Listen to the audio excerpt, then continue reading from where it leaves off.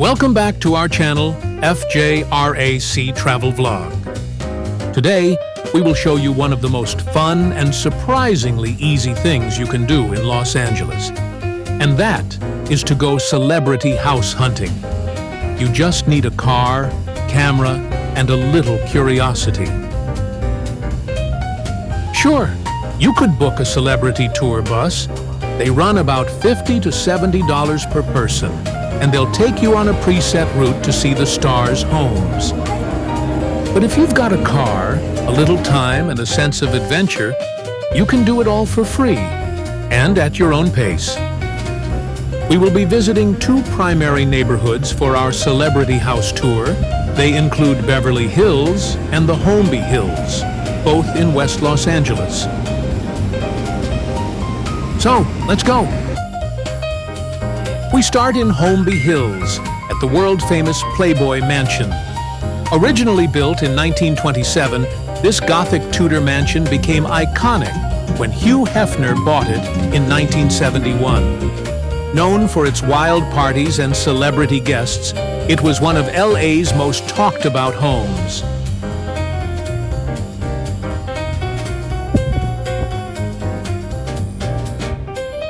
Ellen DeGeneres is as famous for her real estate deals as she is for dancing into our living rooms. She's bought and sold over 20 properties. This Beverly Hills estate is one of her most elegant. Set behind tall hedges and gates, it's now owned by the co-founder of Napster.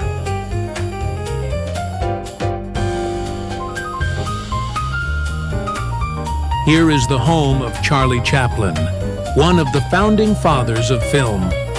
This house, built in the 1920s, served as his creative retreat, where it's believed Chaplin wrote and edited some of his most celebrated films here. Just up the hill is the legendary Pickfair Estate, once home to silent film star Mary Pickford and her husband Douglas Fairbanks. This wasn't just a mansion.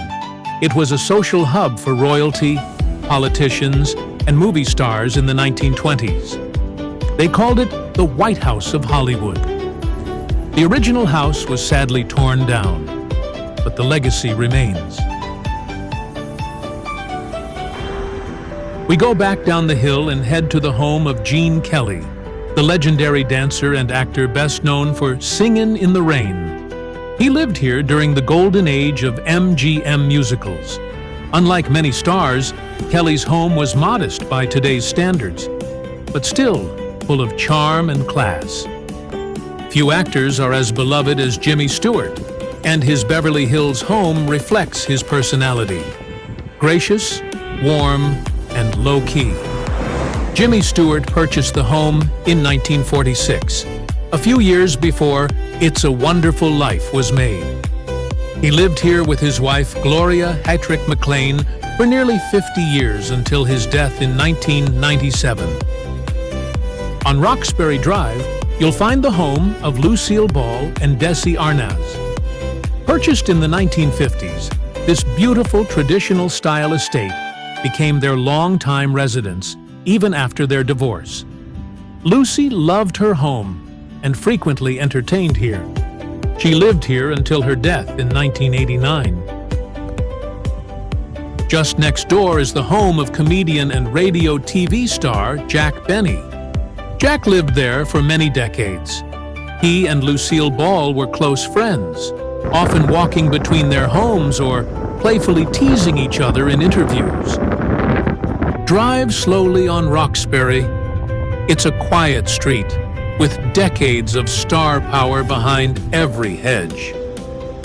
Our final stop brings us to a 1927 home that's rich in Hollywood and business history. This grand estate was owned by the president of Columbia Pictures and most recently, George Marciano, co-founder of the Guess Jeans empire. Just around the corner is the iconic Beverly Hills Hotel. Consider walking the lush grounds of the hotel, or have lunch or a drink at the Polo Lounge. In just 60 to 90 minutes, You've traveled through decades of movie history. These homes are clustered close together, making it an easy and unforgettable DIY tour.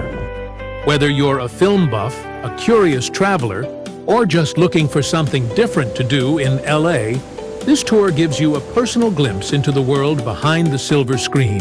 Thanks for coming along for the ride. If you enjoyed this video, don't forget to like, comment, and subscribe.